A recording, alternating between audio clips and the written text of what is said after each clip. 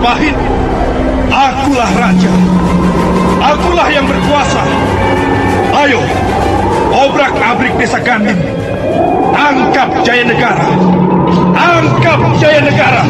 Kisah berlangsung pada zaman pemerintahan Prabu Jaya Negara atau Kala Gemeng, Raja Majapahit yang kedua. Mahkota Bayangkara. Naskah ditulis dan diolah oleh S. Tijab. Hiasan musik dan sutradara J. Ispriyonoka dan Asdi Suhastra, pembawa cerita. Mahkota Bayangkara.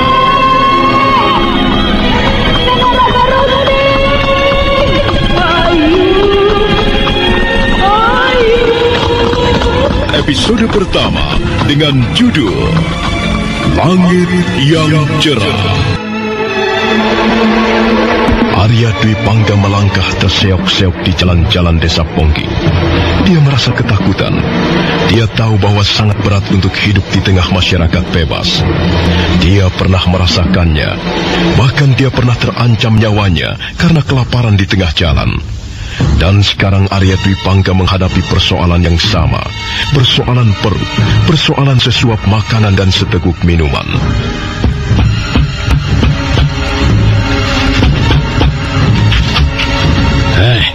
Siapa kau? Mau apa? Ada keperluan apa? Maaf, Pak. Saya mohon bantuan Bapak. Setiap orang datang minta bantuan. Mereka pikir aku ini Dewa Brahma. Bantuan apa yang kau inginkan? Ampun, Pak. Saya membutuhkan pekerjaan. Kau mau bekerja apa? Melihat saja kau tidak bisa. Mau kerja apa? Sudahlah. Cari saja pekerjaan di tempat lain. Kau datang hanya akan membawa sial. Aku tidak bisa menampungmu di rumahku. Cari di tempat lain sana.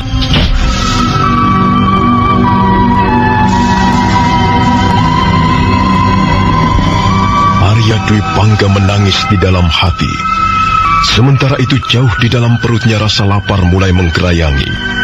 Kerongkongannya terasa kering dan keringat dingin mulai keluar.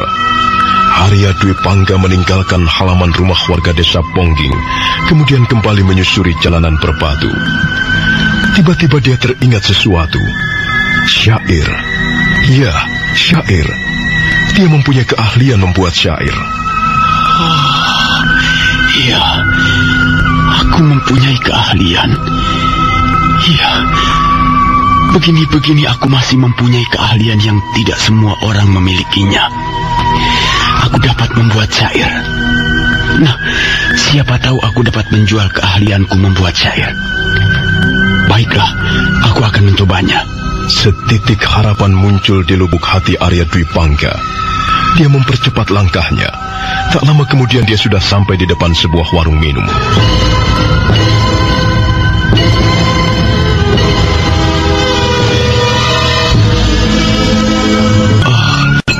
Permisi, Pak. Syair yang dapat mengetuk hati setiap sambil menggendong setumpuk penderitaan. Air matamu sudah kering, sirna dihisap panasnya hawa bumi manusia. Keringatmu bercucuran, membasuh tubuh kotor berdebu, membasuh dosa-dosa di masa lalu. Menangislah jika kau masih bisa menangis, dan tersenyumlah jika kau masih bisa tersenyum. Tertawalah sepuas-puasmu mentertawakan penderitaanmu sendiri. Ambillah cermin, tataplah wajahmu sesungguhnya. Wajahmu kuyu layu. Apa yang kau bicarakan ini, ya Gemba Siti? Maaf, Bu. Saya baru saja membacakan sebuah syair. Syair? Apa itu syair? Dapat membuat perut menjadi kenyang? Apakah dia dapat membuat orang menjadi kaya, ha? Maaf, Bu. Syair hanyalah sekumpulan kata-kata. Tapi orang dapat belajar banyak dari sebuah syair. Tai kerbau, tai kucing bau asem. Aku tidak butuh syair. Aku ini orang dagang. Aku butuh keuntungan dan bukan setumpuk kata-kata kosong. Sudahlah, pergi sana. Makan syairmu. Tapi Bu, syair saya tadi sangat bermutu. Apakah Ibu tidak dapat menangkap sari-sari pelajaran di dalamnya? Masa bodoh dengan syair-syairmu itu. Orang lagi susah, disuruh mendengarkan syair-syair susah. Setiap hari kita-kita ini, orang kecil ini sudah susah. Jangan membuat syair yang susah-susah. Buatlah syair yang bersemangat, yang gembira, yang dapat membawakan harapan-harapan baru. Syair apa itu tadi? Merangkak di malam gelap sambil menggendong setumpuk penderitaan. Penderitaanmu, mirip penderitaanmu itu. Kau pasti hanya kerja, mau enaknya sendiri saja. Tapi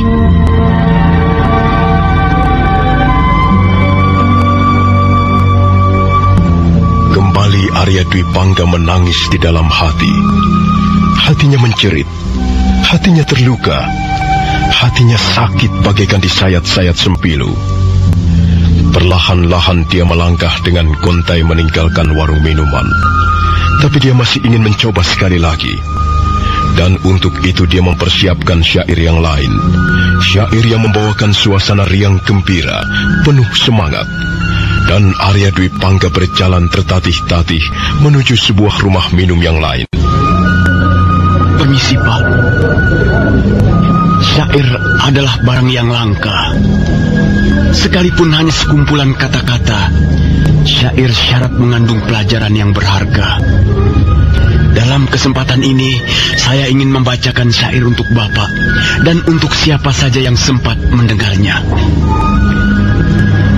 Matahari bersinar cemerlang, permukaan telaga berkilau-kilauan, hidup terasa nyaman, udara segar dan semua kesulitan bergerak menepi. Dewa Wisnu turun ke muka bumi membagi-bagi keadilan kepada sesama hidup.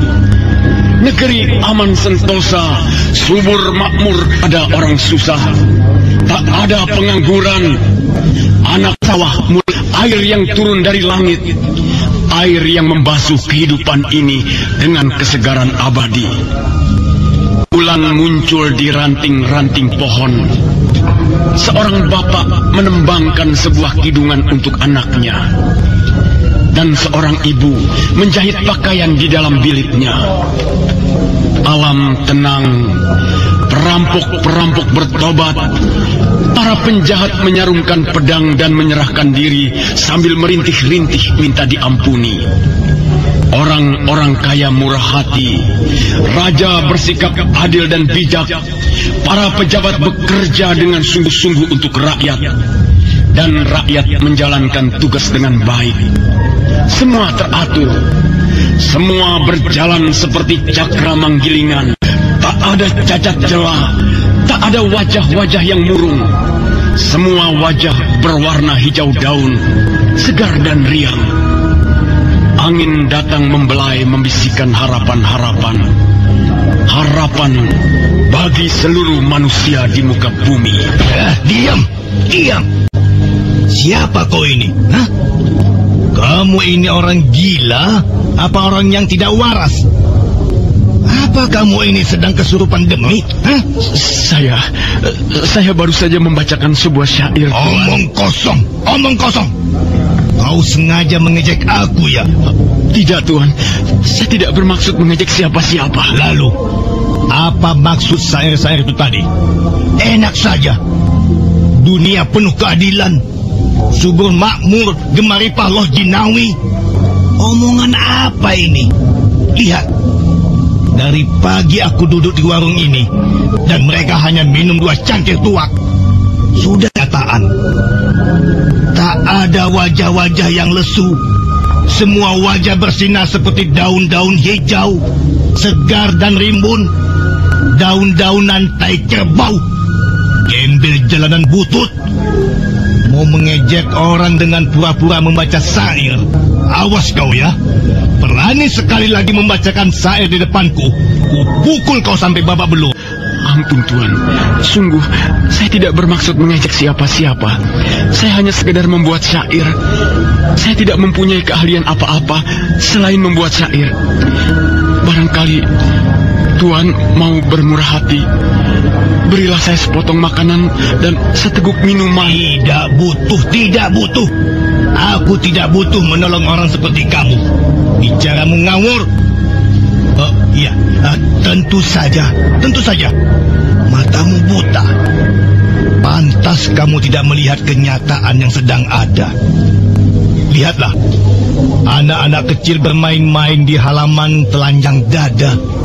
Lihatlah, ibu-ibu bekerja di sawah dari pagi sampai sore membantu suaminya. Mereka semuanya satu keluarga bekerja membanting. Mereka bekerja tanpa kenal lelah. Sedangkan itu, ampun Pak, harap aku mau memberimu, sekalipun hanya sekerat makanan. Dengar, tai kerbau itu lebih berharga dari sairmu. Sairmu tidak laku dijual setengah kepeng. Sedangkan tai kerbau itu masih berguna untuk pupuk tanaman. Kau tahu itu? Iya Tuan, saya tahu. Sair saya memang tidak berharga. Tidak laku dijual setengah kepeng pun. Kalau sudah tahu, cepat tinggalkan tempat ini. Dan ingat nasihatku baik-baik. Sair itu barang mewah. Dan di tempat-tempat seperti ini, tidak ada barang mewah yang laku dijual. Sudah, sana pergi. Ada-ada saja. Orang dagang lagi rugi terus. Ada-ada saja. Kalau membuat sair bisa mendatangkan uang, tak ada orang mau bercocok tanam, tak ada orang mau menjadi prajurit, tak ada orang mau memeras keringat dan membanting tulang. Semuanya akan membuat sair.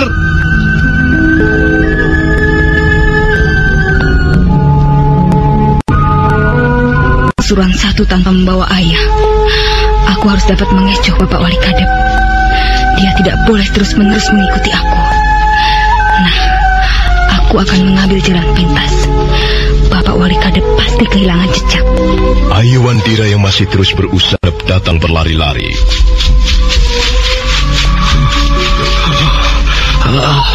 Rasanya mau putus jantungku. Di mana bocah itu? Tadi kulihat bayangannya melintas di sekitar tempat ini. Aduh, tapi tiba-tiba saja dia lenyap. Benar-benar gadis keras kepala. Wataknya sama persis dengan ibunya. Pendiriannya kokoh bagaikan batu karang. Hatinya keras bagaikan segumpal padas. Tapi aku harus dapat menemukannya. Aku akan mencari terus. Aku harus dapat menemukan Ayu dan membawanya kembali ke Pasuruan 1. Ayu! Ayu!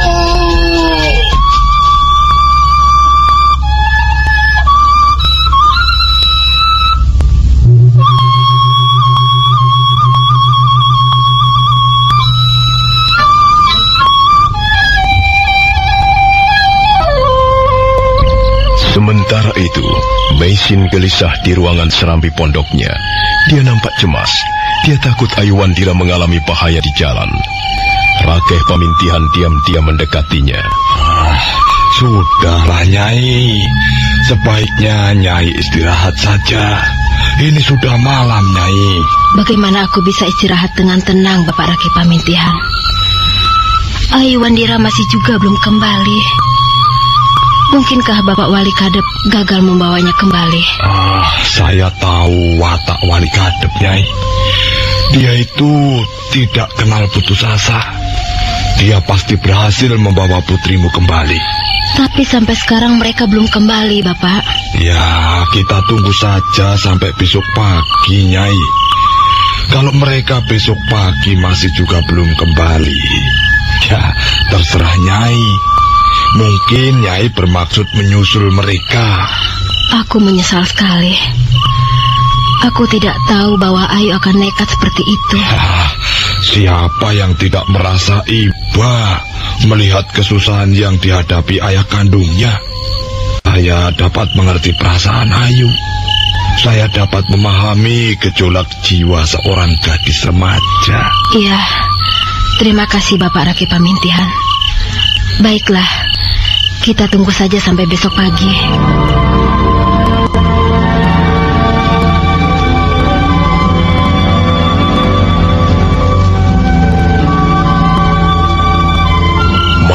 itu Arya Dwi Pangga menginap di tepi jalanan desa Pongking. Dia meringkuk di balik sebongkah batu. Perutnya terasa perih dan hatinya terasa sedih. Pagi harinya dia terbangun dan merasakan perutnya semakin bertambah perih. Dia berusaha untuk bangkit, tapi belum lagi dia berdiri dengan tegak, mendadak seorang laki-laki menghampirinya.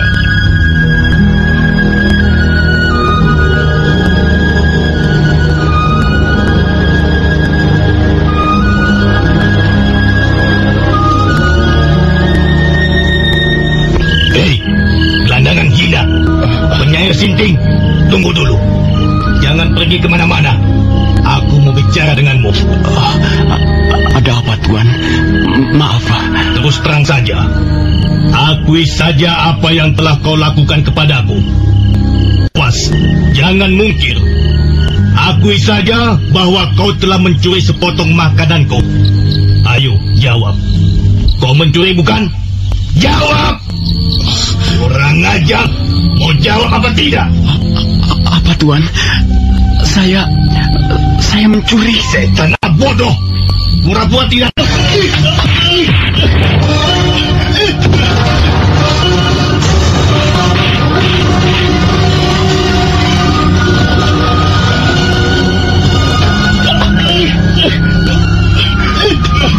Malam itu Arya Dwi Pangga tidur meringkuk di balik sebongkah batu.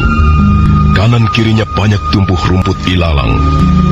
Arya Dwi Pangga masih belum keluar dari desa Pongking.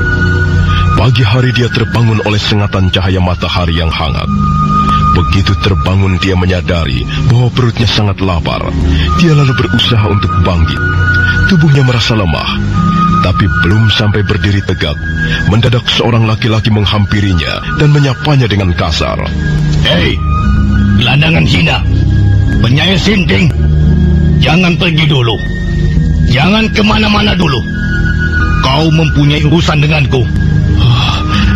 Siapa Tuan ini? Ada apa, Tuan? Jangan pura-pura bodoh. Kemarin kau mencoba menjual syair-syairmu itu. Kau masih ingat? Iya, saya masih dapat mengenali suara Tuan.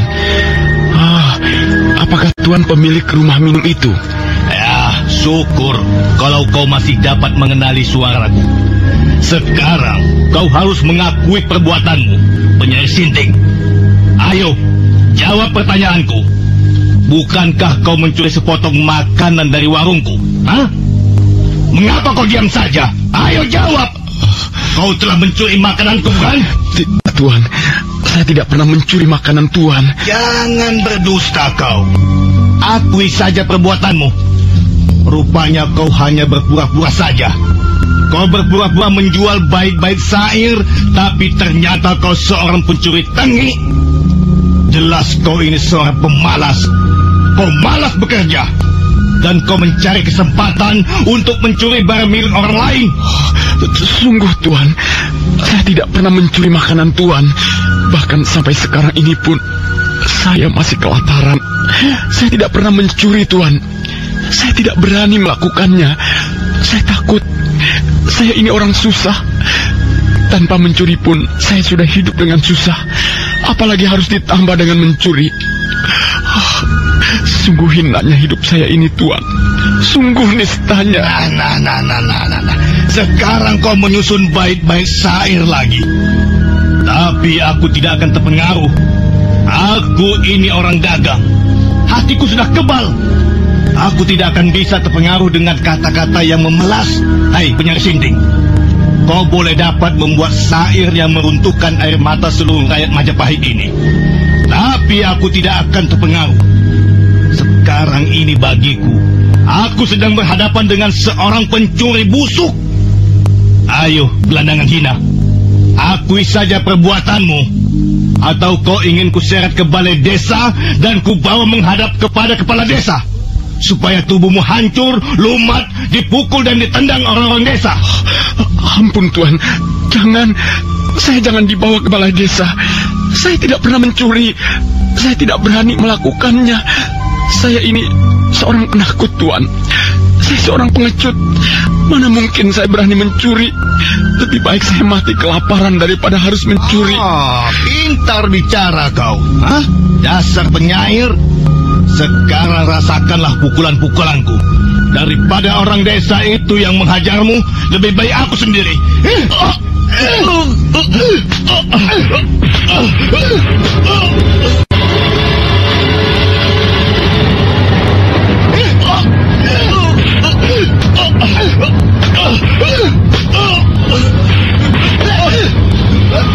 Pemilik rumah minum itu nampak sangat geram. Dia segera menghajar Arya Dwi Pangga. Arya Dwi Pangga menjerit-jerit kesakitan sambil berusaha menangkis pukulan ataupun tendangan. Wajahnya segera menjadi bengkak, mulutnya berdarah, dan beberapa kali tubuh Arya Dwi Pangga terpelanting jatuh bergulingan di atas tanah. Tapi pemilik rumah minum itu nampaknya belum puas. Dia terus menghajar, memukul dan menendang. Dan saat berikutnya, orang-orang desa berdatangan.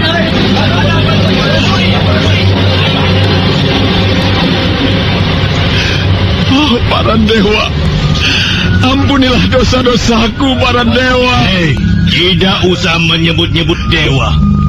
Kalau kau dapat membela diri, ayo lakukanlah. Mungkin kau dapat membela diri dengan sair-sairmu itu. Apakah benar dia telah mencuri makananmu? Oh, jelas sekali. Kemarin dia datang ke rumahku dan membacakan bait-bait sair. Dia minta supaya diberi sepotong makanan dan seteguk minuman sebagai imbalan. Tapi aku menolak. Dia merintih-rintih, katanya dia kelaparan. Dan aku tidak peduli. Ya, untuk apa mempedulikan seorang pemalas? Salah dia sendiri. Kalau dia mau bekerja seperti orang-orang lain, kalau dia mau hidup baik, dia tidak akan kelaparan. Karena itu aku tetap menolak memberikan sepotong makanan. Setelah dia pergi, ternyata ada beberapa... Tunggu, ajar saja! Sungguh meriamut! Tunggu dulu. Aku juga minta bagian. Belum lama kain istriku juga hilang di jemuran. Pasti orang ini juga yang mencurinya. Ya, kalau begitu tunggu apa lagi? Pukul saja. Pukul saja sampai hidungnya penyok. Kukira tidak usah. Rugi memukul orang buta seperti ini. Kalau saya pukul, dia bisa mati. Sebaiknya kita bawa saja ke balai desa. Kita serahkan kepada Bapak Kepala Desa. Untuk apa? Untuk apa? Kita pukul saja dia di sini beramai-ramai. Kalau kita serahkan kepada Bapak Kepala Desa, aku takut Bapak Kepala Desa akan terpengaruh. Dia pintar sekali berkata-kata. Dia pintar sekali menarik rasa iba dari orang. Dia pintar sekali bermain sandiwara. Lihatlah wajahnya itu. Kasihan bukan? Kita merasa iba bukan? Itu hanya permainan saja. Nanti kalau kita lengah, kuping kita akan dicurinya. Sudahlah, untuk apa kita bawa ke balai desa? Kita pukul saja beramai-ramai sampai tulang belulangnya remuk. Ayo, kalian juga boleh memukul. Kita pukul saja sama-sama. Ayo, kau juga boleh memukul. Kalau kurang puas, pakai saja puntungan ini. Atau pakai saja batu ini. Ayo. Pemilik rumah minum itu dengan penuh semangat berusaha untuk membakar kemarahan orang-orang desa. Dan serentak hati orang-orang desa pun terbakar. Mereka memungut batu-batuan di pinggir jalan. Ada yang mematahkan dahan kayu untuk alat memukul. Arya Dwi Pangga mengkerut ketakutan. Dia menutupi wajahnya dan sudut mulutnya masih mengalirkan darah. Tapi belum sampai orang-orang desa itu bergerak memukul, mendadak muncul sesosok tubuh di tengah-tengah mereka. Tunggu! Hentikan! Ada yang datang ke kau siapa? Apa yang akan kalian lakukan terhadap orang yang tidak berdaya ini? Dia seorang pencuri. Dia telah mencuri ayamku. Dan dia telah mencuri makananku. Dia seorang pencuri yang mengaku-ngaku menjadi seorang penyair edan. Apa buktinya bahwa orang ini mencuri? Kalian bisa membuktikannya? Kalian jangan menuduh orang sembarangan. Siapa kau ini? Mengapa kau turut campur urusan kami? Yang jelas, aku orang yang masih berpikiran sehat. Dan aku bukanlah sekumpulan binatang-binatang hutan. Kurang ajar. Dia telah menghina kita.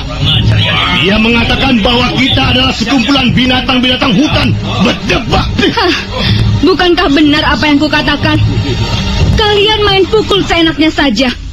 Main gebuk, main hakim sendiri, main gigit, main tendang, dan main sikut seenak sendiri. Hukuman yang setimpal untuk seorang pencuri. Kami tidak akan berlaku sopan kepada seorang pencuri tengik seperti orang ini. Dia harus kami hajar. Kalian tidak bisa membuktikan bahwa dia adalah pencuri. Tapi kalian telah mengambil tindakan kekerasan. Kalian semuanya bisa dituntut ke pengadilan. Kehadiran orang ini telah membuat onar desa kami. Dialah yang harus diadili. Sudahlah, kau tidak perlu ikut campur. Mengapa aku tidak boleh ikut campur? Kau tidak mempunyai hubungan apa-apa dengan orang itu. Juga dengan kami. Untuk apa ikut campur? Cepat pergi. Jangan ganggu kami. Awas. Sekali lagi kau berani menyentuh orang itu, aku akan bertindak. Lucu sekali bukan? Pada saat kita akan menghukum seorang pencuri, tiba-tiba ada seorang gadis muncul di tengah-tengah kita. Dan dia dengan berani melarang kita. Aku tidak mau dipermainkan. Kalau kau tidak mau minggir, bukan salahku. Mau pergi atau tidak? Tidak. Apa? Mau pergi atau tidak? Apa telingamu sudah budek? Aku tidak mau pergi. Kuulangi sekali lagi. Aku tidak akan pergi dari sini. Kurang ajar. Kau telah menghina aku.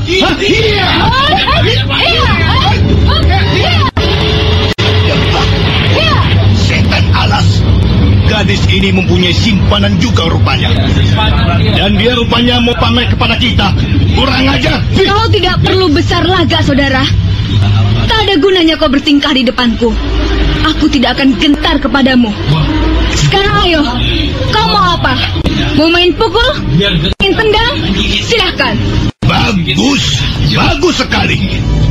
Malu kalau sampai aku tidak bisa merobohkan seorang gadis remaja seperti ini. Bagus, tunggu dulu.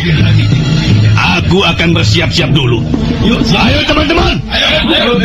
Kalian berdiri menjauh. Biar ku banting gadis ini di atas batu. Biar ku tindih tubuhnya yang montok dan pelit itu. Dasar mulutmu kotor. Mari sini. Ku cuci mulutmu biar bersih. Tunggu. Aku belum siap. Tunggu dulu.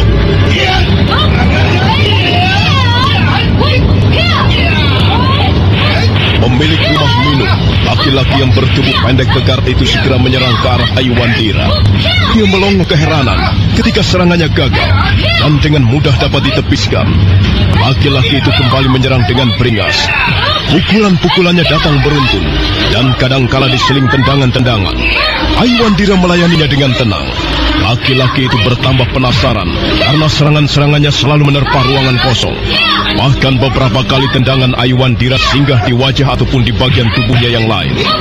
Setelah beberapa jurus berlalu, Aiwandira sudah kelihatan tidak sabar lagi. Buru-buru dia mengeluarkan golek kayu mandana dan selendang kuning. Dan selanjutnya dia memainkan jurus-jurus emban gendong momongan. Pemilik rumah minum masih belum menyerah. Dia kembali menerjang dengan garang. Mampus kau!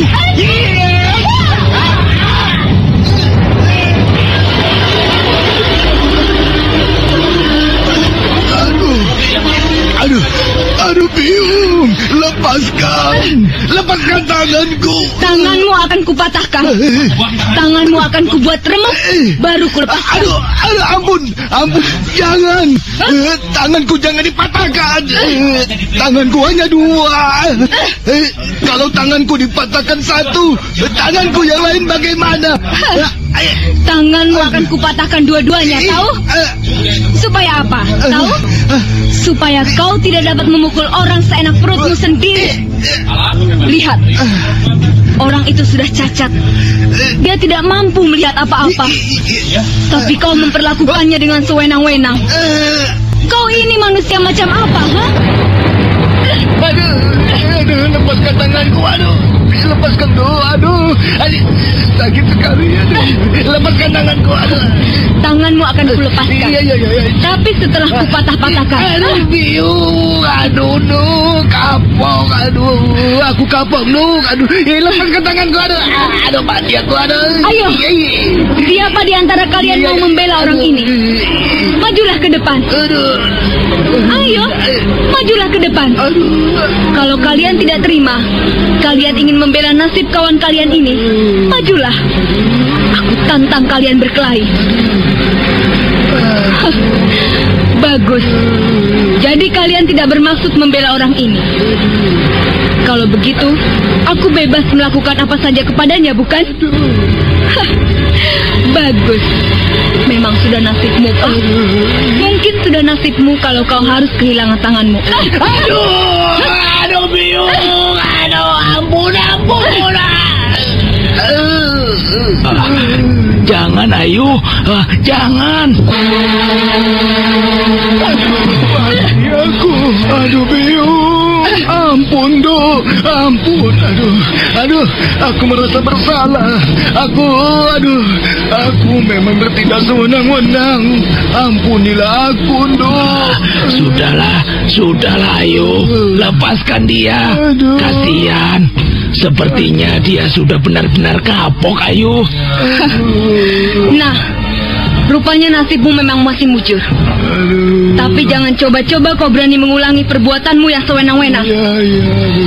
Kau masih mempunyai mata yang lengkap. Kau tentunya dapat melihat penderitaan orang lain dengan lebih sempurna. Mengapa kau bertindak sewenang-wenang kepada orang cacat? Ampun, saya kapok.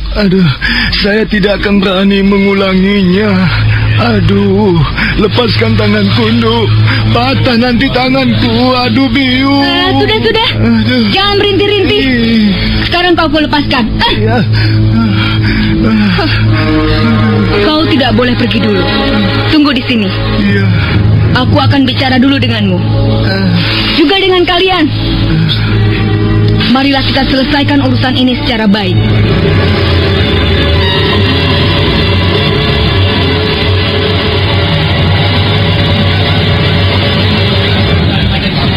Sekarang, aku ingin bertanya kepadamu.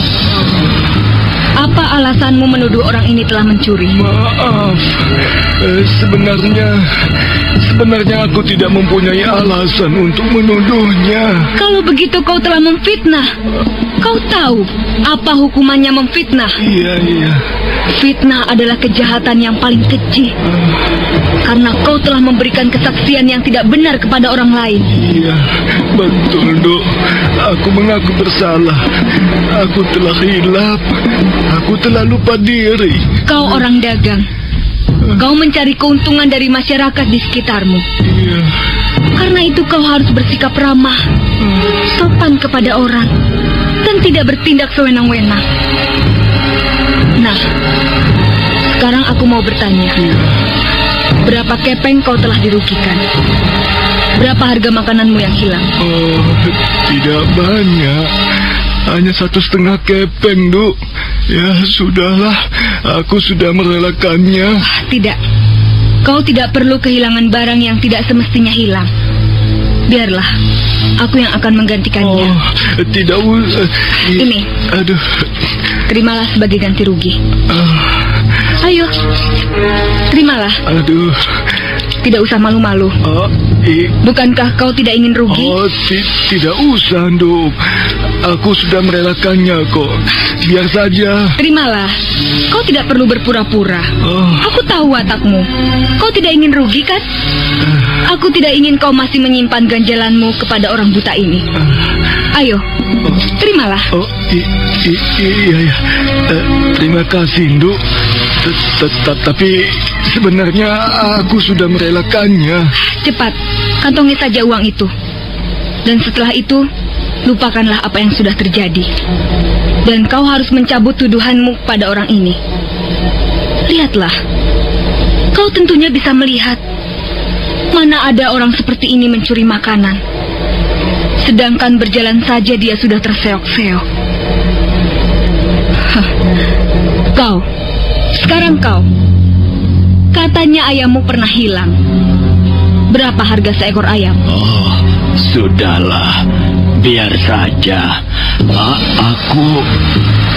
Aku tidak yakin ayamku dicuri orang buta itu. Mungkin saja dia hilang sendiri di tengah hutan sana. Biar sajalah. Kulihat tadi kau ikut memukuli orang buta itu. Kau pasti juga menuduhnya mencuri. Sekarang ini, terimalah. 2,5 ringgit cukup? Maaf, saya tidak bisa menerimanya. Sudahlah, saya sudah melupakannya. Saya memang bersalah. Saya telah memukul orang yang belum tentu bersalah, belum tentu mencuri. Saya menyesal sekali. Terimalah, Pak. Aku pun tidak ingin kau menyimpan ganjalan kepada orang buta itu. Kau sudah memukulnya beberapa kali. Dan aku tidak ingin membela orang yang bersalah. Ayo, terimalah. Kau jangan berlagak sombong. Tadi kau memaki-maki orang buta itu. Kau memukulnya dan menendang wajahnya seenak perutmu. Sekarang kau tidak mau menerima ganti rugi. Kau ini sombong dan pengecut. Ayo, terimalah. Iya, baiklah. Terima kasih, Nduk. Terima kasih. Bagaimana, Bapak Wali Kadep? Syukurlah, Ayu. Syukurlah kau telah dapat menyelesaikan perkara ini dengan baik dan bijaksana. Nah, saudara-saudara, kalian tidak perlu heran. Gadis ini namanya Ayu Wandira. Kalau kalian ingin tahu siapa dia, dia adalah putri Nyai Paricara dari desa Pasuruan 1. Benarkah kau putri Nyai Paricara, Nduk? Oh, kalau begitu, aduh, aku malu sekali. Sudah 2 kali Nyai Paricara menolong keluargaku yang sedang sakit. Dan beliau sama sekali tidak mau menerima imbalan apa-apa dari kami. Aduh, semua orang desa Pongging kenal baik nama beliau. Nama beliau begitu harum di desa Pongging, juga di desa-desa lain di sekitar Pongging. Aduh, maafkan aku, Nduk. Maafkan aku. Orang yang tak tahu diri ini, Nduk. Sudahlah, Pak. Kau tidak perlu terpengaruh. Sekalipun aku bukan putri Nyai Paricara, kau tetap tidak boleh berlaku sewenang-wenang kepada orang lain. Oh, iya. Kau harus dapat hidup dengan baik. Maaf, aku tidak bermaksud mengajarimu. Tapi kelakuanmu kepada orang buta ini benar-benar tercela. Sama sekali tidak terpuji. Iya, betul, Nduk. Aku baru menyadarinya sekarang. Mungkin selama ini aku hanya memikirkan keuntungan saja. Aku hanya memikirkan uang dan uang terus, sehingga aku lupa ada hal-hal yang penting yang harus kuperhatikan. Iya, aku juga minta maaf, Nduk. Aku juga pernah berhutang budi kepada Nyai Paricara. Aku merasa tidak enak. Aku malu. Tidak seharusnya aku berlaku kasar kepadamu. Berlaku kasar itu tidak baik, Pak. Tidak baik kau lakukan kepada siapapun juga.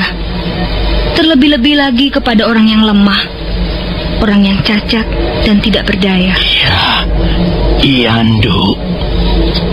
Aku sekarang menyadari kesalahanku. Sudahlah. Sekarang kalian bubar. Bubar. Tidak ada lagi yang perlu kita bicarakan di sini. Ya. Sebaiknya kalian bubar saja. Perkara ini sudah selesai. Ayo bubar. Ayo bubar semuanya. Akhirnya Arya Dwi Pangga menurut saja. Ayu Wandira kembali menuntun ayahnya menyusuri jalan-jalan di desa Pasuruan 1. Wali Kadep berjalan di belakang mereka. Tak lama kemudian mereka sudah memasuki halaman pondok kediaman Meisin.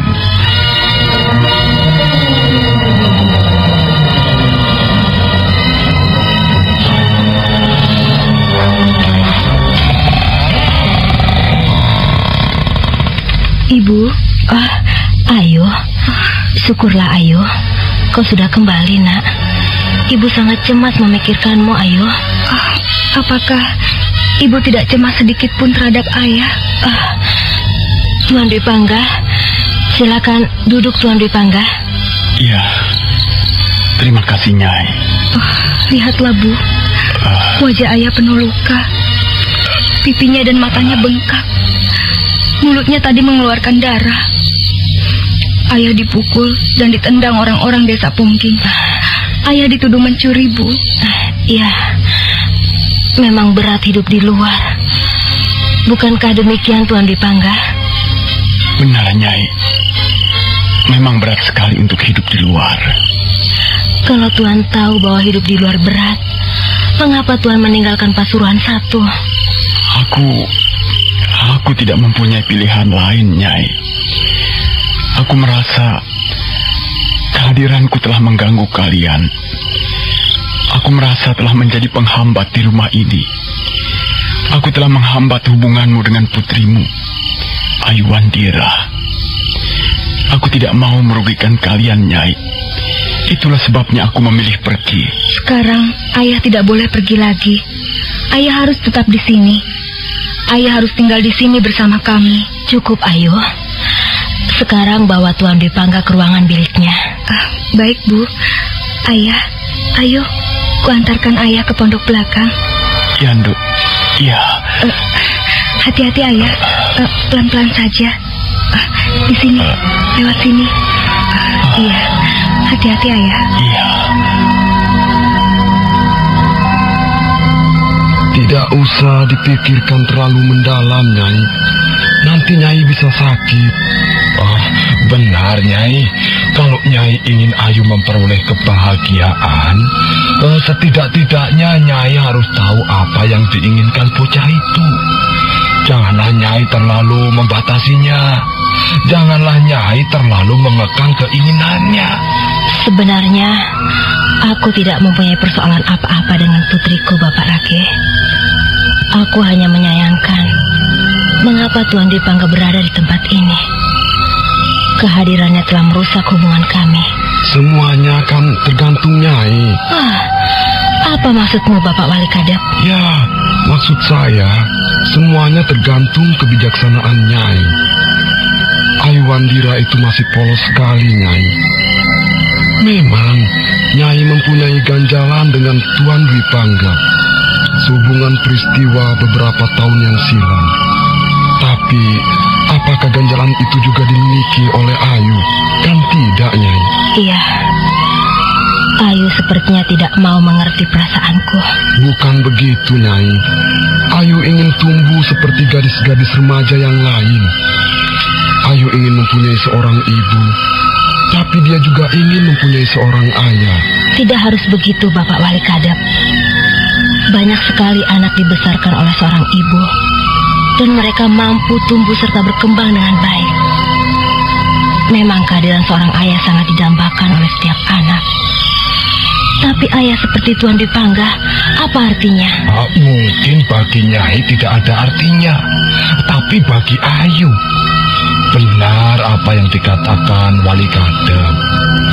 Ayu sangat membutuhkan kehadiran seorang ayah, betapapun keadaannya. Ayu tidak pernah menilai apa yang nampak di luar. Ayu masih sangat polos. Saya memahami perasaan Nyai.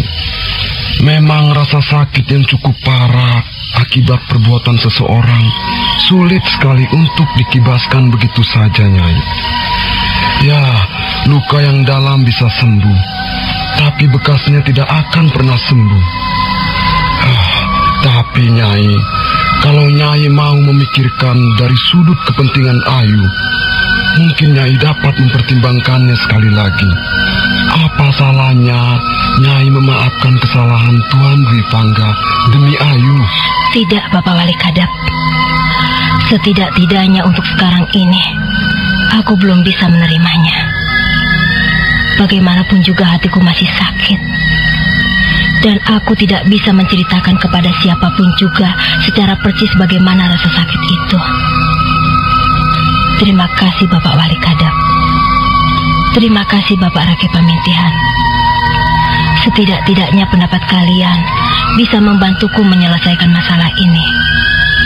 Sekalipun ya rasanya susah untuk menyelesaikannya secara tuntas.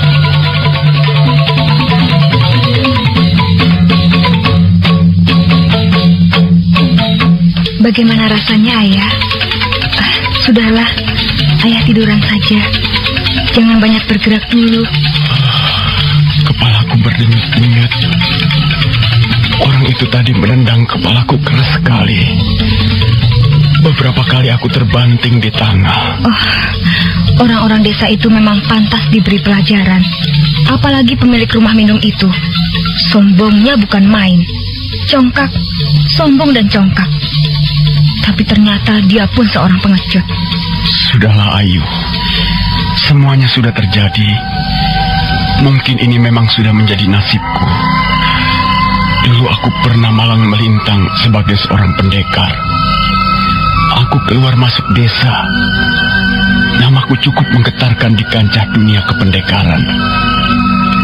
Jangankan untuk bertemu denganku, siapapun juga jika menyebut namaku, mereka akan gemetaran. Aku datang dengan menyebarkan hawa maut. Dan aku tidak pernah mengampuni korban-korbanku. Mereka semuanya binasa di tangan Arya Dwi Pangga. Ya, tangan-tanganku ini telah berlumur darah sepanjang tahun. Tangan-tanganku ini telah banyak mengguratkan garis-garis dosa. Iya, tangan-tangan ini dulu pernah perkasa. Tangan-tangan ini dulu pernah menyambar kepala orang dengan mudahnya. Tapi sekarang tangan-tangan ini sudah menjadi loyo. Tangan-tangan ini sudah menjadi barang rongsokan yang tidak ada harganya lagi. Sekarang dunia menjadi terbalik. Dulu Arya Dwi Pangga ditakuti orang-orang desa. Dan sekarang Arya Dwi Pangga menjadi barang tertawaan. Barang cemoohan, barang ejekan. Iya, begitulah hukum yang berlaku. Cakra manggilingan. Dunia selalu berputar. Yang dulu berputar di atas, sekarang di bawah. Sekarang keperkasaanku benar-benar telah sirna. Nama besarku telah ambruk. Yang tinggal hanyalah seorang laki-laki buta, tak berdaya, hina dan nista. Sudahlah Ayah. Apa gunanya Ayah meratap dan bersedih hati? Lebih baik sekarang ini Ayah tidur. Ayah harus istirahat. Ayah kelihatan sakit sekali. Kepalaku berdenyut-denyut, Ayu. Dadaku sakit. Kalau begitu, Ayu harus minta tolong ibu. Tunggu Ayah. Ayu akan minta tolong ibu agar membuat ramuan obat-obatan untuk Ayah. Tidak, Ayu. Tidak usah. Jangan. Biarkan saja. Nanti juga sembuh sendiri. Iya. Sembuh sendiri. Tapi kan lama. Ayu tidak ingin melihat Ayah menderita seperti ini. Ayah harus segera diobati. Tunggu Ayah. Ayah tiduran saja. Ayu akan menemui ibu. Dia tidak biasa menderita seperti kita, Ayu. Dia itu manja. Bukan. Dia bukan manja. Dia sakit, Bu. Sakit itu soal biasa. Ibu sudah biasa menghadapi orang-orang sakit. Tapi sakit yang diderita Arya Dwi Pangga lain jenisnya. Dia sakit jiwa, Ayu. Dia sakit pikirannya. Sakit seperti itu memang susah sembuhnya. Ayo, Bu. Tolong buatkan ramuan obat-obatan untuk Ayah. Ibu akan membuatnya, Ayu. Tapi tidak sekarang. Besok pagi. Ibu kejam sekali. Kalau melihat ibu seperti ini, Ayu tidak percaya ibu seorang tabib. Ayu, kau tidak usah berbicara ngelantur. Biarkan saja dia. Malam ini dia bisa tidur. Dan besok pagi, ibu akan membuatkan ramuan obat-obatan. Mengapa harus besok pagi, Bu? Kita mempunyai persediaan daun-daunan, akar-akar, dan biji-bijian yang cukup. Ibu bisa meramu obat itu sekarang. Mengapa harus menunggu besok pagi? Ayu tidak sampai hati melihat Ayah menderita. Dia merintih kesakitan. Mata kirinya bengkak dan tubuhnya luka-luka. Dadanya memar. Ayah mengeluh. Katanya dadanya merasa sesak. Arya Dwi Pangga itu memang bukan seorang laki-laki. Dia gampang sekali mengeluh. Jadi, ibu tidak mau membuatkan ramuan obat-obatan untuk ayah? Ibu mau, Ayu. Tapi besok pagi. Ayu mau sekarang, Bu. Sekarang. Kau memaksa ibumu, Ayu? Tolonglah, Bu. Apa susahnya membuat ramuan obat-obatan? Ibu bisa mengerjakannya sekarang. Ibu tidak akan membutuhkan waktu yang lama. Sebentar juga akan jadi. Ayo, Bu. Tolonglah. Kasihan ayah. Kalau ibu tidak mau mengobatinya, ya biarlah Ayu yang mengerjakannya. Tapi tolonglah buatkan ramuan obat-obatan. Biarlah nanti Ayu yang akan memborehkannya ke tubuh ayah. Cukup, Ayu. Cukup. Ibu tidak senang melihat sikapmu ini. Kau sudah terpengaruh perilaku Arya Dwi Pangga. Kau sudah ketularan suka memojokkan orang. Ibu tidak senang. Sudahlah, biar ibu yang mengurusnya. Oh, apa maksud ibu? Kau tidak usah banyak bicara, Ayu. Lebih baik kau tidur sekarang. Biarlah ibu yang akan mengurus Arya Dwi Pangga.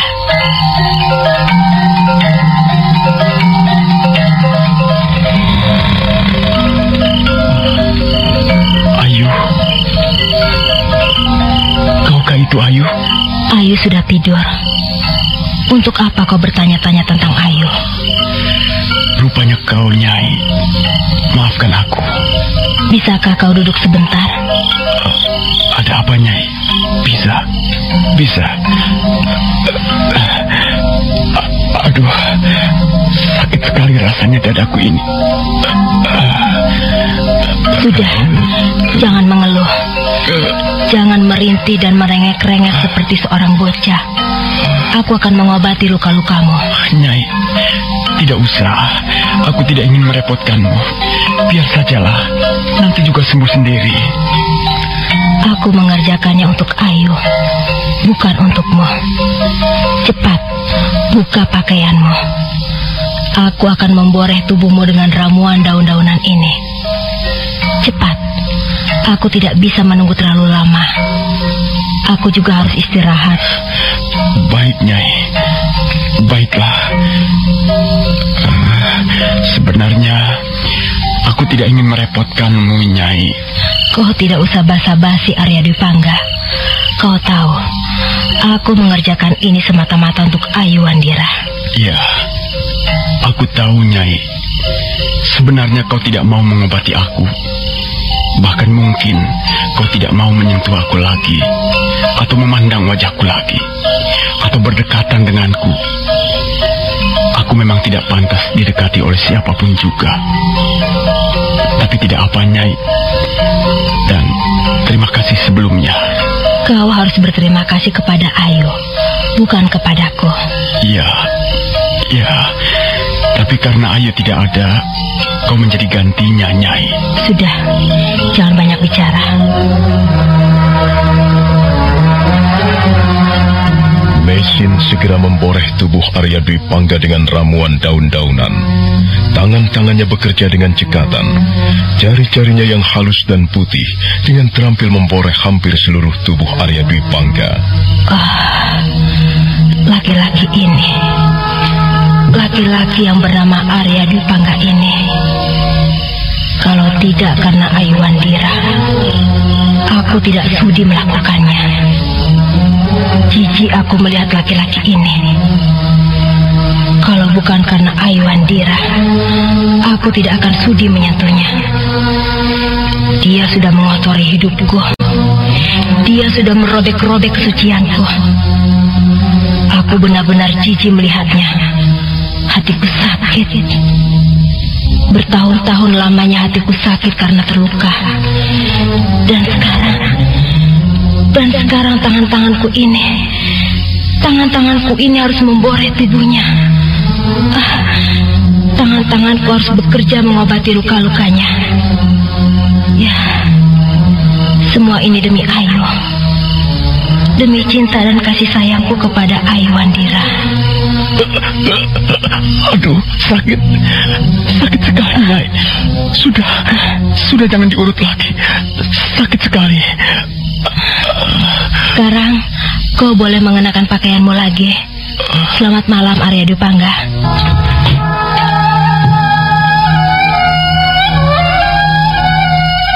Kau belum tidur, Ayu? Ibu tahu kau belum tidur. Bagaimana dengan ayah, Bu? Ayah? Ayah? Kau selalu mencemaskan orang itu. Apakah luka-lukanya cukup parah, Bu?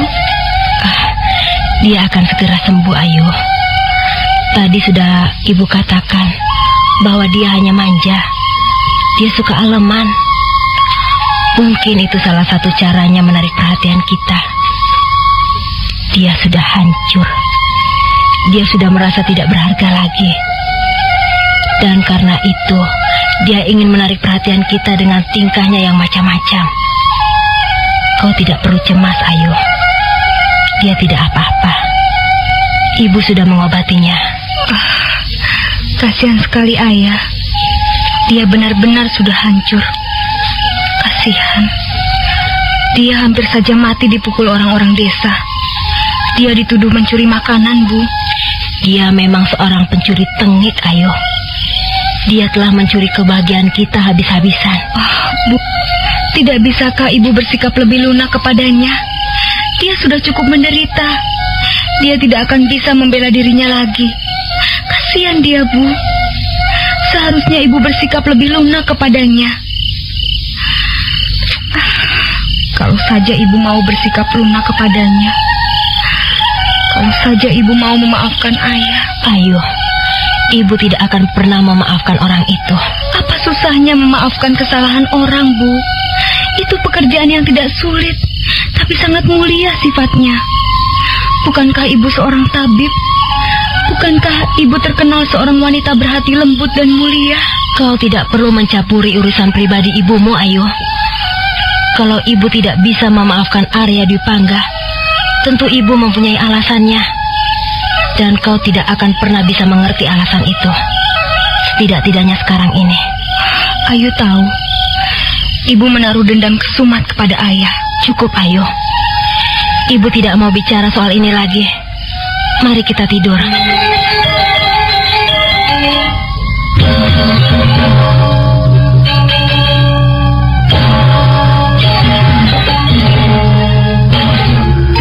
Malam itu Meisin merasa kesal.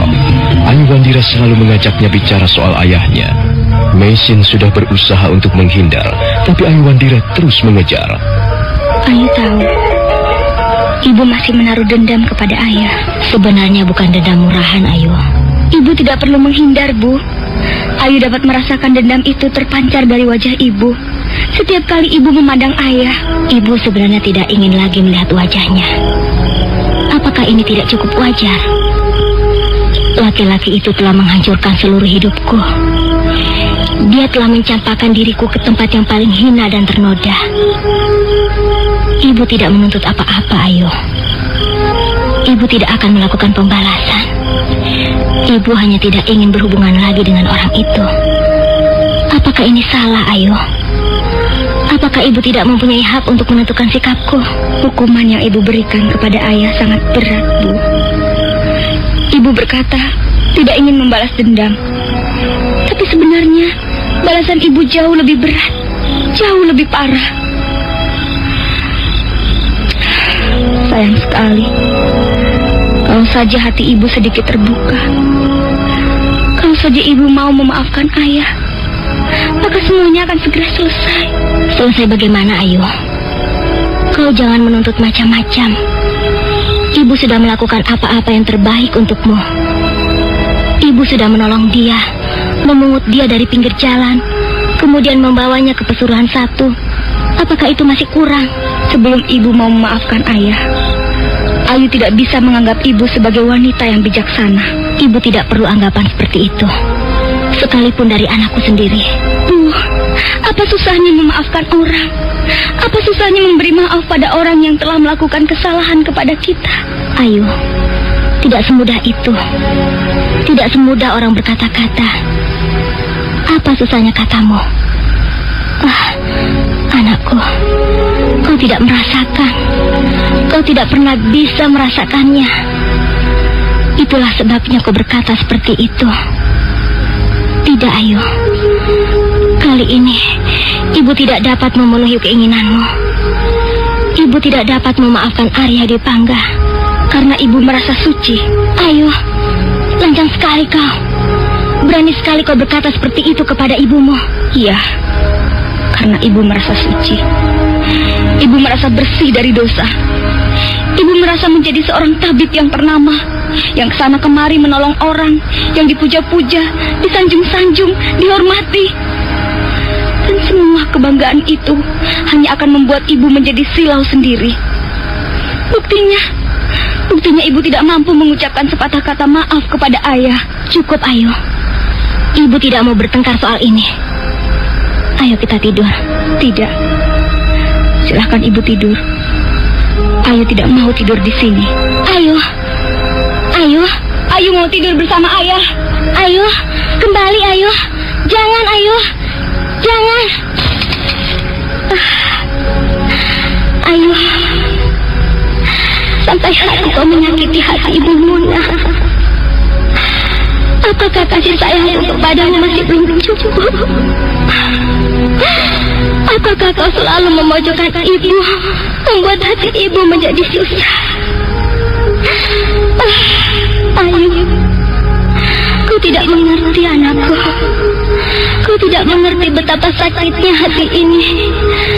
Luka itu memang sudah sembuh, tapi bekasnya masih nampak noda hitam. Ayu Wandira anakku, hari-hari kemarin kau datang, dan rumah ini menjadi riang gembira penuh sinar kebahagiaan. Ibu bahagia kita bisa bertemu kembali. Ibu gembira melihat wajahmu berseri-seri, Ayu.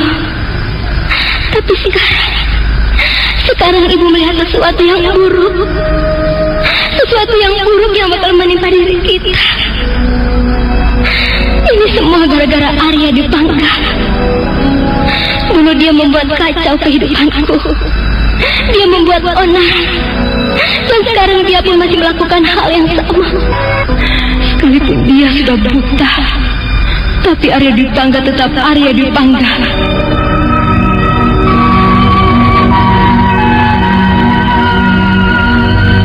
Jangan begitu, Ayu.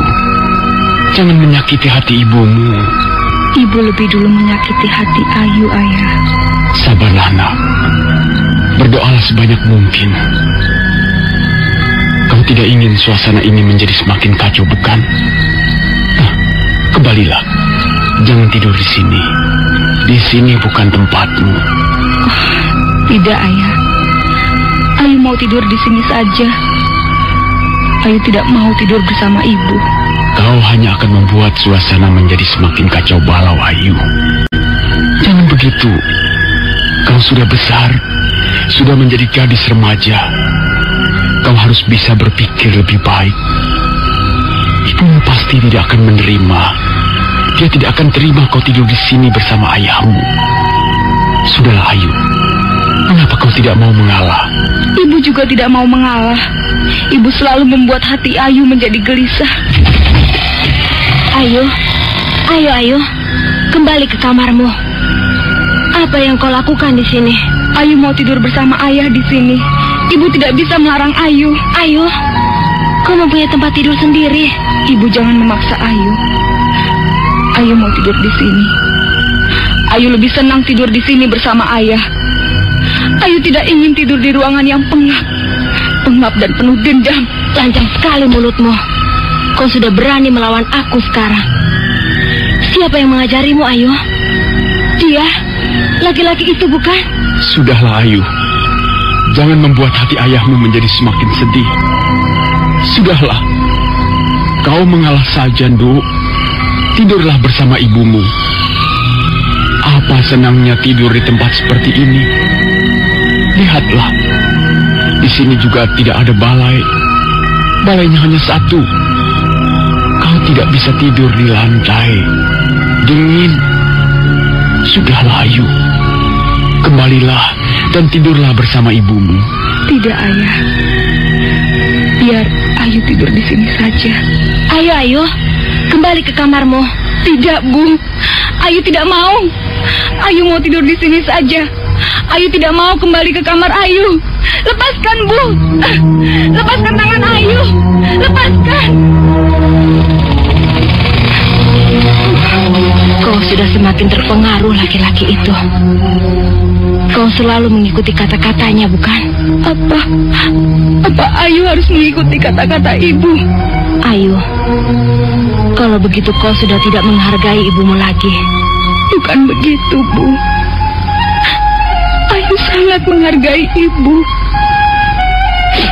Ayu mencintai ibu. Tapi Ayu kasihan melihat ayah. Ayu kasihan melihat nasib ayah. Bukankah di dunia ini Ayu hanya mempunyai seorang ayah? Kau boleh merasa kasihan kepada ayah kandungmu. Memang tidak bisa disangkal, Arya Dwi Pangga adalah ayah kandungmu. Tapi kau jangan menyeret-nyeret ibumu. Ibu juga mempunyai hak sebagai seorang wanita. Kalau ibu tidak mau memaafkan ayah, kalau ibu masih terus mendendam kepada ayah, Ayu tidak mau tinggal di Pasuruan satu lagi. Lebih baik Ayu pergi. Biarkan Ayu pergi jauh. Jauh dari ibu. Jauh dari ayah. Jauh dari semuanya. Biarlah Ayu pergi mengembara seorang diri. Ayu. Ayu anakku. Jangan, Nak. Kau jangan pergi, Nak. Jangan tinggalkan ibumu. Baiklah, Ayu. Tapi ibu tidak berani berjanji. Baiklah. Ibu akan berusaha memaafkan Arya Dwi Pangga. Oh, benarkah itu, Bu? Tapi kau harus tahu, Ayu. Pernyataan maaf tidak bisa diucapkan dengan mulut saja. Kau harus tahu, Nak. Sesungguhnya berat sekali hatiku untuk menempuh jalan ini. Tapi karena kau terus mendesak, karena sepertinya kau sangat membutuhkannya, baiklah, ibu akan mengalah. Tapi kau harus bersabar, ya. Ibu membutuhkan waktu yang cukup lama untuk merenungkan hal ini. Ibu tidak bisa terburu-buru, Ayu. Itu sudah cukup, Bu. Yang penting ibu jangan membenci ayah. Ibu jangan lagi menaruh dendam kepada ayah.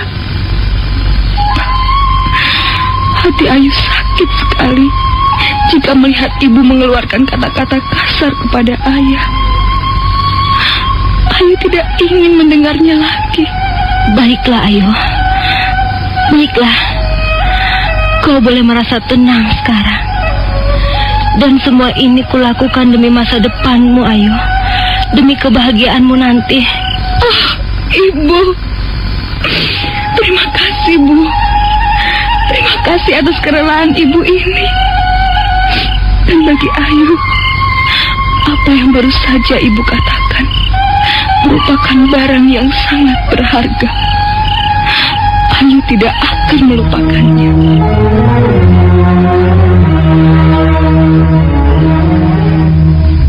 Mesin sebenarnya merasa berat untuk memenuhi keinginan Ayu Wandira, tapi dia terpaksa menempuh jalan itu demi kebahagiaan putrinya. Sungguh-sungguh suatu perjuangan yang sangat sulit. Berkali-kali Mesin berusaha untuk melupakan kesalahan-kesalahan Arya Dwi Pangga dan memaafkannya. Tapi setiap kali dia mencobanya, pada saat itu pula dia merasa gagal. Tapi demi Ayu Wandira, Mesin terus mencoba dan mencoba. Arya Dwi Pangga sendiri seringkali merasa kikuk. Suatu saat Mesin datang ke ruangan biliknya bersama Ayuwandira. Lalu Dwi Pangga menjadi gugup. Dia merasa sangat sungkan untuk berhadapan dengan Mesin. Dia merasa menjadi lebih tidak berharga manakala Mesin berkata-kata lunak kepadanya. Dia menjadi salah tingkah. Tapi Ayuwandira nampak lega dan gembira. Setidak-tidaknya dia merasa berhasil telah mempertemukan kedua orang tua kandungnya.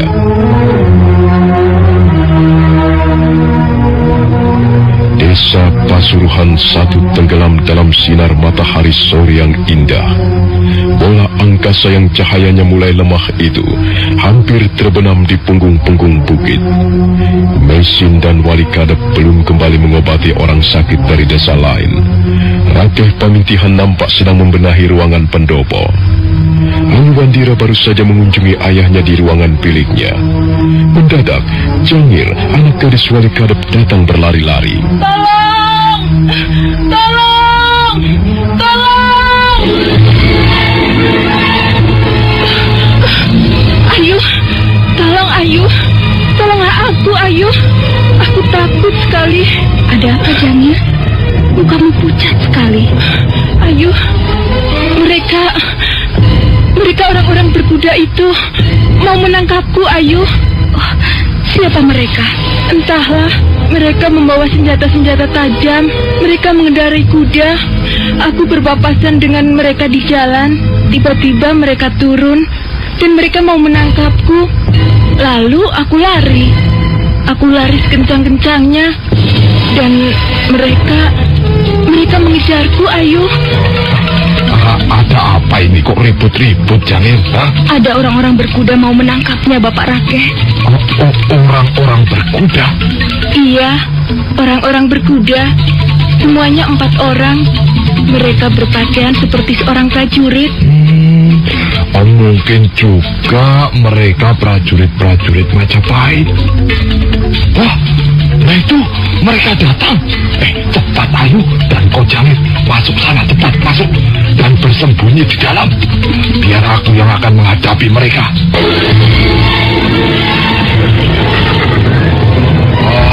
Selamat datang tuan-tuan prajurit. Selamat datang. Apakah ada yang bisa saya bantu? Pak Tua, aku mengejar seorang gadis. Dia berlari ke arah sini. Kulihat bayangannya melintas di halaman pondok ini. Di mana dia? Oh, maaf tuan, seorang gadis. Sepertinya di sini tidak ada gadis, tuan. Dia berdusta. Lihat matanya. Matanya memancarkan dusta. Pak Tua. Iya. Kau tahu siapa kami? Tahu, tuan. Tuan-tuan adalah prajurit-prajurit Majapahit. Tuan pasti datang untuk mengemban tugas dari pemerintah Majapahit, ya kan? Kau harus membantu kami. Kau harus membantu kami menemukan gadis itu. Kami bermaksud membawanya ke Majapahit, Pak Tua. Oh, maaf tuan. Saya ini benar-benar tidak tahu. Sejak tadi saya bekerja di ruangan pendopo ini. Dan saya tidak melihat seorang gadis pun kok. Cepat, turun dari kudamu. Geledah pondok itu. Aku yakin dia bersembunyi di sana.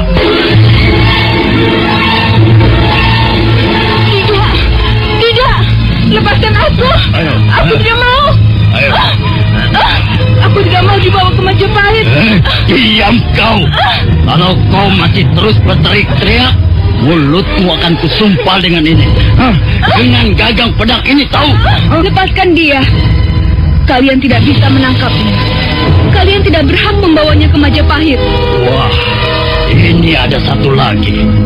Waduh, dia lebih cantik. Kulitnya putih dan mulus. Kalau begitu, kita beruntung. Kita bisa membawa 2 orang gadis. Apa? Kau mau membawaku? Silahkan. Hebat sekali. Dia menantang. Rupanya dia seorang gadis pemberani. Maaf tuan-tuan, sebenarnya saya masih bingung. Saya tidak tahu apa-apa. Maksud saya tidak tahu apa yang tuan-tuan inginkan dengan gadis-gadis itu. Kau tidak perlu tahu, Pak Tua. Ini memang bukan urusanmu. Ini adalah urusan kami atas nama pemerintah Majapahit. Kalau kau merasa tidak terima, tidak puas, kau boleh datang ke istana Majapahit. Apakah kau orang tuanya? Bukan tuan, bukan. Saya bukan orang tuanya. Kalau begitu, kau tidak perlu banyak mulut. Nah, sekarang juga mereka akan kami bawa. Tidak. Ayo. Tidak. Aku tidak mau. Lepaskan. Kurang lepaskan. Perempuan ini tenaganya kuat sekali. Diam kau. Kalau kau masih berteriak, pukul mampus kau. Ayo, cepat ringkus mereka. Ikat kedua belah tangannya. Ayo, baik.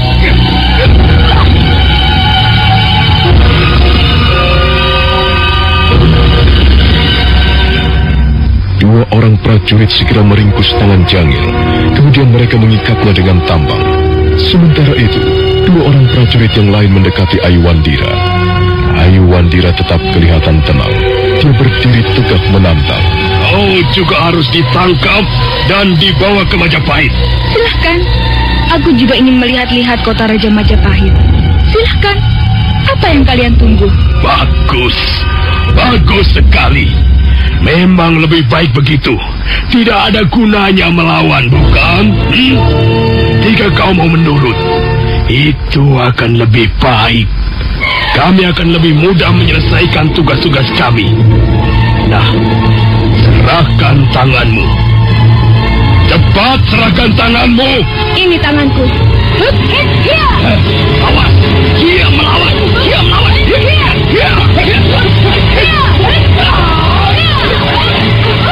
Prajurit-prajurit Majapahit itu menjadi kesal. Beberapa kali mereka berusaha menyergap Aiwandira, tapi usahanya gagal.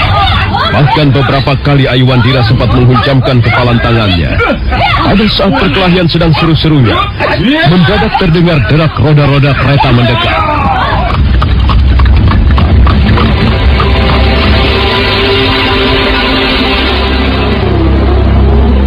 Ada apa ini? Apa yang sedang terjadi? Mereka prajurit-prajurit Majapahit, Nyai. Mereka bermaksud menangkap Jangir dan Aiwandira, Nyai. Apa? Kalian mau menangkap anakku? Iya, betul. Apa salahnya? Apa salah anakku? Ayah, tolonglah aku, Ayah. Lihatlah, tanganku diikat. Mereka mau membawaku ke Majapahit, Ayah. Tidak, aku tidak akan membiarkan perbuatan kalian. Kalian tidak bisa membawa anakku. Kalian tidak bisa. Apakah orang tuanya? Ya, aku orang tuanya. Aku tidak akan membiarkan anak dibawa ke Majapahit. Itu berarti kau berani menentang pemerintah Majapahit. Apakah pemerintah Majapahit senang menangkap gadis-gadis cantik? Kalau kau sedikit cerdas, kau tentu tidak akan berani melawan kami. Maaf, tuan-tuan prajurit. Sebenarnya kalian mempunyai maksud apa datang ke desa Pasuruan 1 ini? Kau siapa? Beliau adalah Nyai Paricara. Beliau adalah seorang tabib yang terkenal di daerah kami. Begitu. Aku memang pernah mendengar namamu. Begini, Nyai Paricara, kami hanya mengemban tugas dari atasan kami. Sudah beberapa hari ini kami keluar masuk desa. Kami ditugaskan untuk mencari gadis-gadis cantik. Dengar, Nyai, kami mencari gadis-gadis cantik.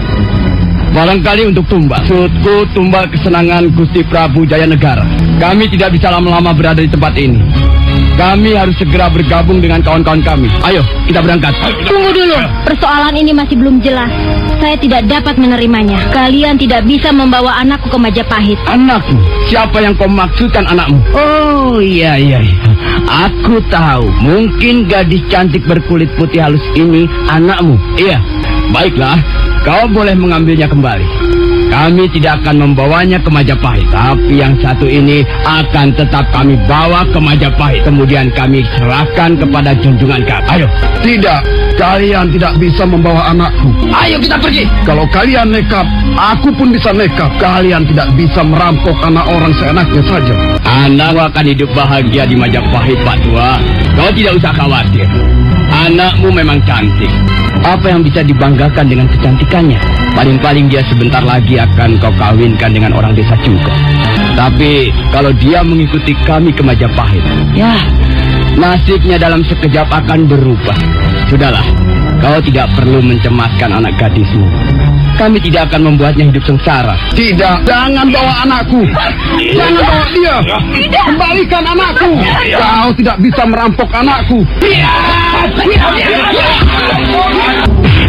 Nah, itulah upahnya. Itulah upahnya orang yang suka berlaku bodoh. Salahmu sendiri, Pak Tua. Kau terlalu berani. Ayo, kita pergi. Tidak ada apa-apanya lagi di tempat ini. Kita segera bergabung dengan teman-teman kita. Ayo. Tidak. Aku tidak mau. Tolong saya. Ayo.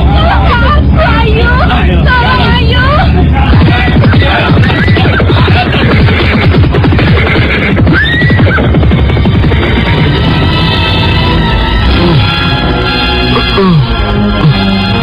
Jangir. Di mana Jangir? Di mana anakku Jangir? Tenanglah, Bapak Wali Kadep. Tenanglah. Oh, tidak. Mereka telah merampas anakku, bukan? Mereka telah membawa Jangir ke Majapahit. Kau harus merelakannya, Wali Kadep. Kita tidak akan mampu menghalang-halangi mereka. Kita harus tahu siapa mereka. Oh, tidak. Mereka tidak boleh membawa anakku. Jangir anakku. Bagaimana, Bu? Apakah kita akan membiarkan Jangir dibawa ke Majapahit? Kasihan Bapak Wali Kadep. Kita bisa berbuat apa, ayo? Kita jangan gampang menyerah, Bu. Kalau mereka dapat berbuat kasar, mereka dapat merampas Jangir, kita juga bisa melakukan hal yang sama. Kita bisa merampas kembali Jangir dan membawanya ke Pasuruan I. Wah, itu artinya kita berani melawan pemerintah Majapahit, ayo. Aku tidak yakin pemerintah Majapahit akan menempuh jalan seperti itu. Aku tidak yakin, Bapak Rakeh. Itu pasti perbuatan prajurit-prajurit Majapahit yang tidak bertanggung jawab. Kalau kita mau merampas Jangir dari tangan mereka, kita akan bertarung dengan mereka. Kita bisa menggunakan jalan lain, Bu. Kita bisa menculik Jangir. Kita tidak usah bertarung dengan prajurit-prajurit tengik itu. Kita culik saja Jangir dan kita bawa lari ke Pasuruan I. Dan kalau mereka kembali mengejar kemari, apa yang harus kita lakukan? Ayo. Ya, apa yang harus kita lakukan? Tentu saja kita harus menghadapi mereka. Jelas perbuatan mereka tercela. Perbuatan mereka tidak dapat dibenarkan. Mengapa harus kita biarkan? Kita harus membela Bapak Wali Kadep. Kita harus membela Jangir.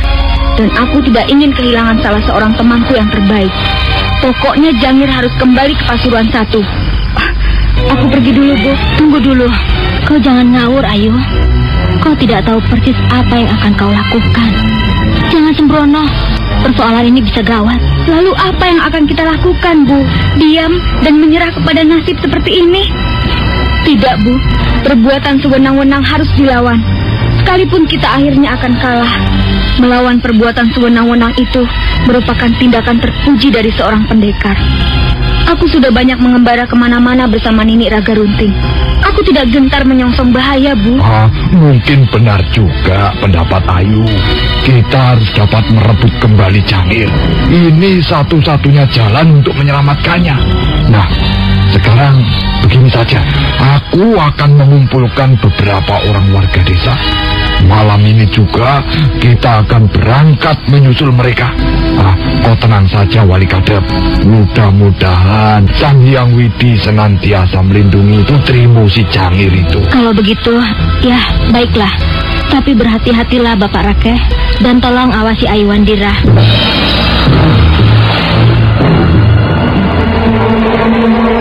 Rakeh Rakeh Pamintihan segera memilih beberapa orang warga desa yang dianggap cukup mempunyai keberanian, cukup mempunyai sedikit simpanan ilmu kanuragan.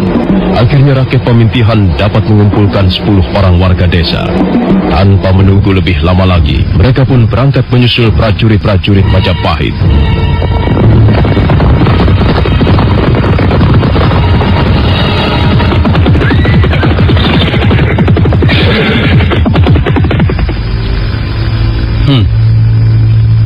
Bagaimana prajurit? Berapa orang gadis dapat kau kumpulkan? Wah, beres Gusti Rapangsa. Kami dapat membawa 3 orang gadis. Dan semuanya cantik-cantik. Apakah kalian tidak menemui kesulitan? Ya, biasa Gusti Rabanyak. Ada halangan sedikit-sedikit, tapi halangan itu tidak cukup berarti bagi kami. Kami dapat mengatasinya dengan baik. Kalau begitu, ayo. Sekarang kita kembali ke Majapahit. Kita mengambil jalan pintas melewati Bukit Cungkrang. Dan ingat, awasi gadis-gadis itu. Jangan sampai ada yang tercecer di jalan. Iya.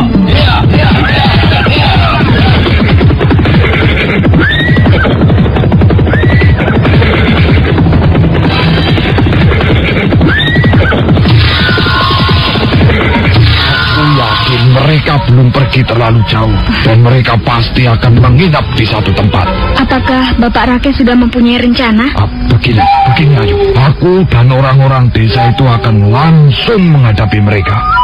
Itu hanya sekedar siasat saja. Sementara itu, diam-diam kau mencuri Jangir. Kami semua akan menggunakan cadar. Mereka tidak akan dapat mengenali kami. Kalau begitu, kita teruskan saja perjalanan Bapak Rakeh. Supaya kita tidak terlambat, kita harus terus mengintip mereka dari kejauhan. Ya.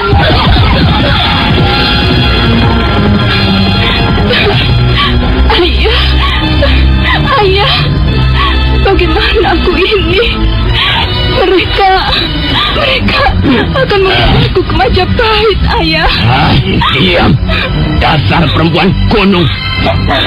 Mestinya kau tahu bahwa hidupmu akan dibuat bahagia.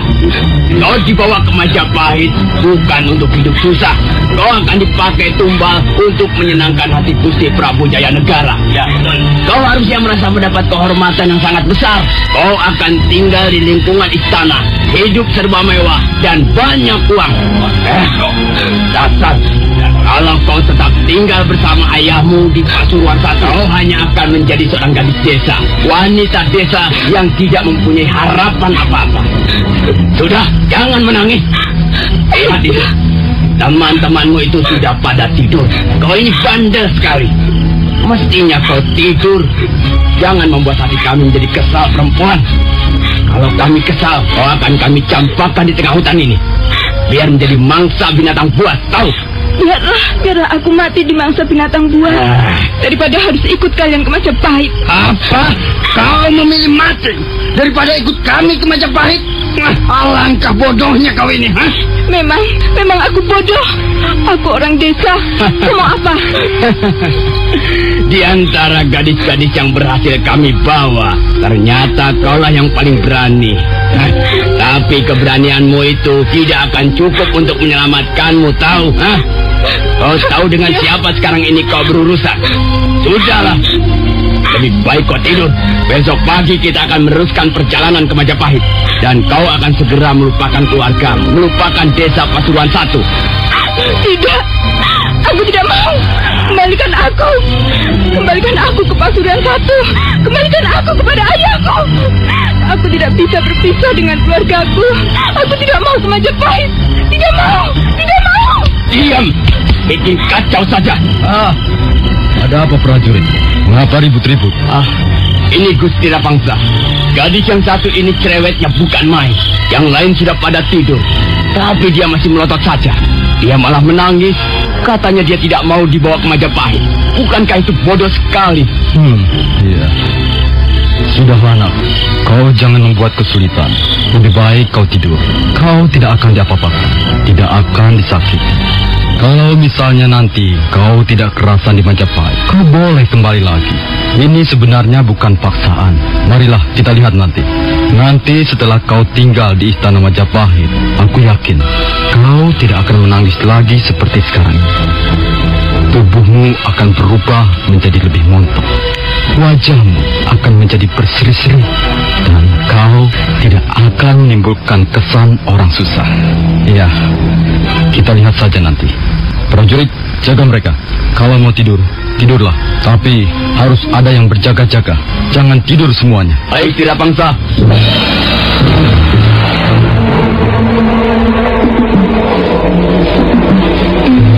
Kita tidak perlu membawa kuda-kuda ini, Bapak Arake. Kita teruskan saja dengan berjalan kaki. Ya, betul. Tambatkan saja kuda-kuda ini di sini. Dan setelah itu kita mengintip dengan jalan kaki. Nah, lihatlah, ada cahaya obor di sana itu. Itu, di balik rimbunan daun-daun itu.